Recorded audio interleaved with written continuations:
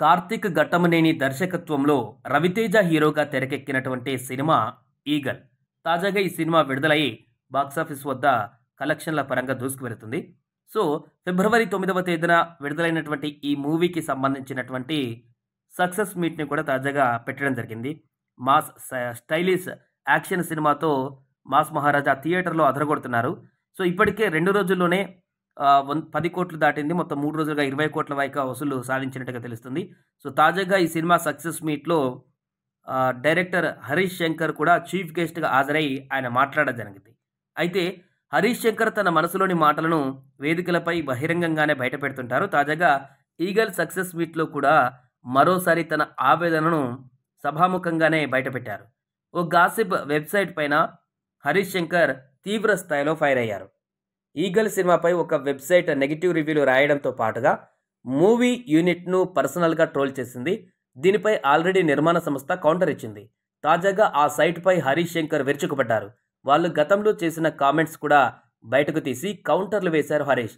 చాలా ఆవేశంగా ఆ సైట్‌పై ఫైర్ అయ్యారు. ఓ వెబ్‌సైట్ మరీ దారుణంగా పర్సనల్ టార్గెట్ చేస్తోంది. ఓ డైరెక్టర్ 4 ఏళ్లుగా సినిమాలు తీయట్లేదు. రాత్రంతా తాగుతూ ఉన్నారు. గతంలో పవన్ కళ్యాణ్‌తో బ్లాక్ బస్టర్ సినిమా తీశారు అని రాస్తారు. ఫోటో వేయరు. నా ఫోటో పేరు రాసే ధైర్యం లేదు. ధైర్యం ఉంటే నా ఫోటో వేసి రాయండి. నేను కౌంటర్ ఇస్తాను. నువ్వేమైనా నాకు పెగ్గు కలిపావా? ఐస్ వేశావా? నీకు తెలుసా? మనం ఒకే జట్టుగా ఉన్నాం. మీరు ఆ గట్టు మీద, మేం ఈ గట్టు మీద లేమని హరీష్ శంకర్ అన్నారు. అన్ని వెబ్సైట్లకు కాదు, ఆ ఒక్క వెబ్సైట్కు మాత్రమే చెబుతున్నానంటూ హరీష్ శంకర్ ఆవేశంలో కూడా క్లారిటీ ఇచ్చారు. ప్రొడ్యూసర్లను కాపాడుకోవాలని, వారి వల్ల చాలామందికి ఉపాధి దొరుకుతుందని అన్నారు.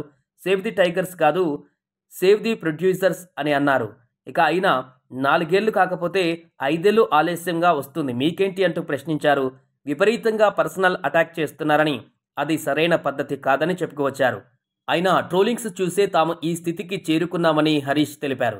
మొదటి సినిమా చేస్తామని ఇంట్లో చెప్పినప్పుడు తల్లిదండ్రుల నుంచే ట్రోలింగ్ స్టార్ట్ అయిందని వివరించారు. ఆ తర్వాత బంధువులు, స్నేహితులు చాలామంది ట్రోల్ చేశారని, ఇప్పటికైనా మీరు అది ఆపితే బాగుంటుందని అన్నారు. లేదు, ఇలానే నెగిటివ్ ఆర్టికల్స్ రాస్తామంటే రాసుకోండి. మీ అభిమాన హీరో చెప్పిన డైలాగ్, చేసిన సింబల్ గుర్తుంది కదా అంటూ సైగలు చేశారు హరీష్ శంకర్. ప్రస్తుతం ఆయన చేసిన కామెంట్స్ సోషల్ మీడియాలో వైరల్గా మారాయి.